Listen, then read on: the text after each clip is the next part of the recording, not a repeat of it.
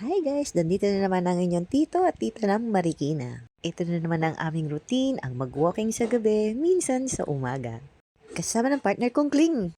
Dahil sa hilig namin maglakad, ang dami naming nadadaanan kung ano-ano. At syempre dahil dati akong singer at siya naman ay gitarista, may puso siyang mag-donate sa mga maliliit na musikero, support local artists, ika nga.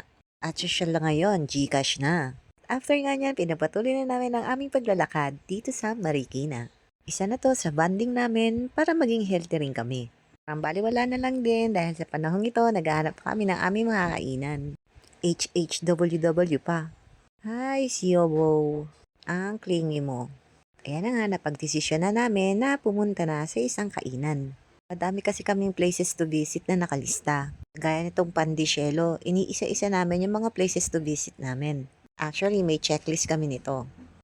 Maganda yung lugar, maganda yung vibes. Ang cute lang ng restaurant. Simple lang siya. Para siyang sosyalin na karinderya. So, ito nga pala yung lugar niya. Meron pa siyang room by room. So, sa room 2 kami. Dito sa room 2, hindi kayong dalawa lang ha. Meron ba ring iba? Kumbaga para may privacy lang at hindi maingay. Ito na nga, o-order na kami. Actually, sa mga panahong ito, hindi naman ako masyadong gutom. Kasi kung ganang kumain. Eto, habang hinihintay ko yung order, pa-video-video lang ako muna. Ang cute kasi nung place. Good vibes. Alam nyo naman, ang tita nyo ang hiling mag-video-video at suportado naman ako ng Tito Topinyo.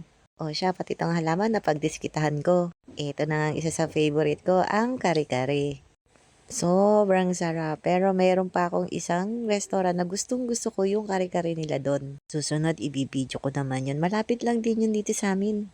Sana makabisita rin kayo dito sa Pandicelo. Masarap yung pagkain nila. Promise. So, paalam. Yun lang. Ingats!